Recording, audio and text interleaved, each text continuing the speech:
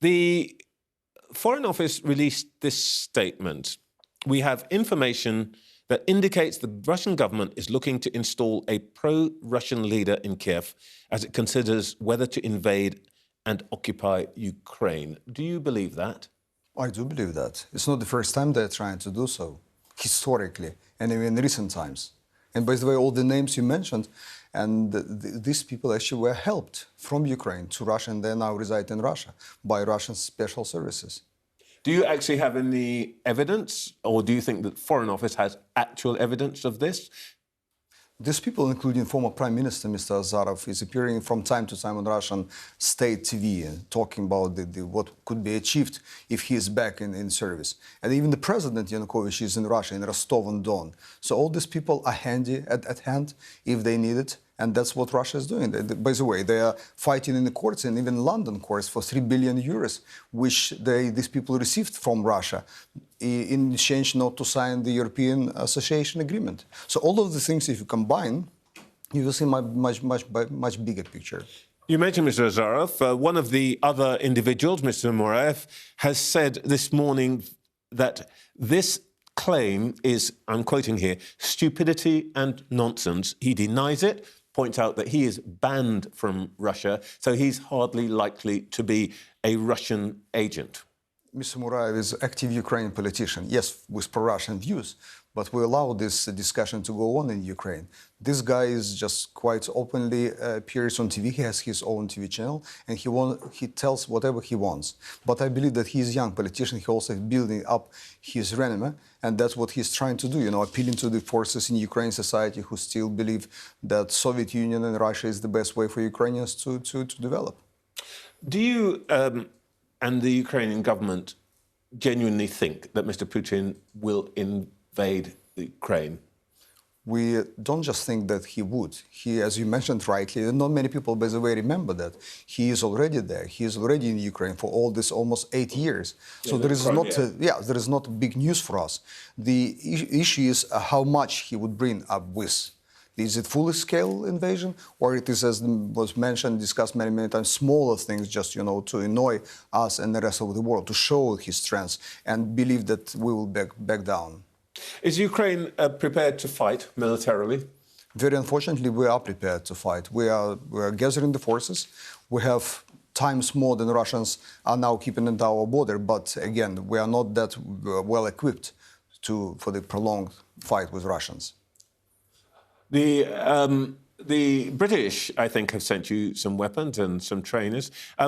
We understand that Germany has decided not to do the same, and indeed has blocked another country from doing so. What are your feelings about Germany today? This camera is around not allowing me to tell what I think of Germany right now. If I have somebody from NATO to say something... It's just you and me. Tell us... You know, if I have somebody from NATO to tell things like that, I would expect Germany to be the last ones. So many Ukrainians still remember what Germans did in our part of the globe, and Ukraine especially. We're talking 80, 90 years ago. We are talking about both of the world wars, and both of them were now a part of the globe. And our lands were occupied, and there is no Ukrainian family which was not touched by these wars. That is quite a major accusation to throw at the current German government, that it is repeating the treatment of Ukrainians from the last century. That's not what I said. What I said is that if I have to listen from somebody about things like Ukraine is not to be given the weapons to defend itself, the Germans would have to stay at the very end of this long line of our European partners. Okay, you are not going to rely on Germany because you think they will never really come to your aid? We rely on them in economic sanctions, if they're serious with that, but I don't see the seriousness when they are still keeping laying down the pipelines going around our territory. So would you like them, for example, to cancel Nord Stream? Oh, absolutely. That's what we ask them so many times. Our pipelines allows as much of the gas to come as they want, even more. So there is no particular need. And we understand that each and every nation in NATO, in Europe, can do their part. Germans have has to play some significant role. If they're not ready to provide us weapons, defensive weapons, okay, they might do something else which will help us. I'm sure that will be heard in Berlin. In Washington, the US Secretary of State Antony Blinken has been holding talks with his Russian counterpart, Sergei Lavrov. What are the Ukrainian government's red lines? What does it say to the Americans you must never give way on in these negotiations? It's a very good issue because we've been talking about this supposedly happening big deal between Russians and Americans. And what we were always saying to our American colleagues, that if you promise too much as a compromise, please be coordinating with us, because some things we won't be able to do just for our own future. Something like that, like we will still go to NATO and European Union. This is for NATO and EU to decide whether they were becoming a part of the family. But that's what we wanted to do. And that's why we actually suffered all these years. Not because we're different. We've been living with Russians for centuries. That's because we decided to take another model of our development, which is European, Western, democratic, whatever the words we will use to describe it. So for clarity, is the Ukraine's current position that it would like to join the EU and also at some stage NATO? Absolutely. That's what we made clear 8 years ago, and that's why Russians came. And it did not change our resolve even in an inch.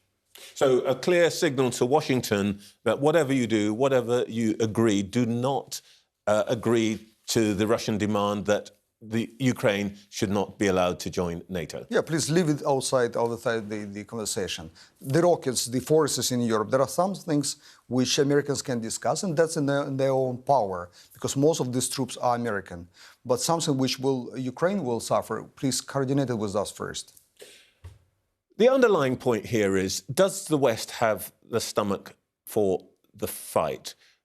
What is the view in Ukraine at the moment? Earlier in the week, President Biden said the United States might tolerate a minor incursion in Ukraine, and he's retracted the phrase since then.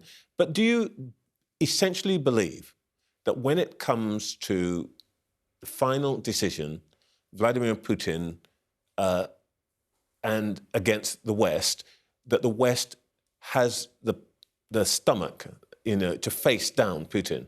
I believe it's getting there. If you look at all these years, 7+ years, when we start asking people to help us with some military equipment to defend ourselves, we couldn't even start this negotiation. After 7 years, we already have seen the doors opened.